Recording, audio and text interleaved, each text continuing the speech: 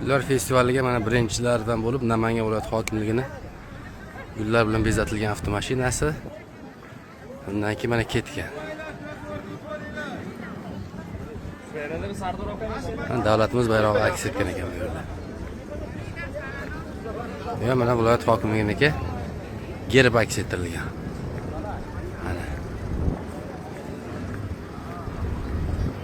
Mana bu yerda yangi O'zbekiston monumenti. Wow. Ham go'zal bezalgan.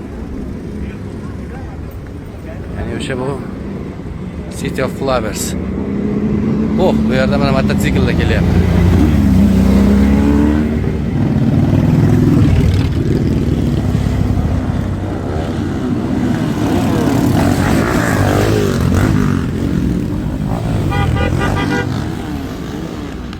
Yana kelyapti, mana viloyat hokimligini. Xalqaro aeroportga ekan bu. Bunda mana samolyot.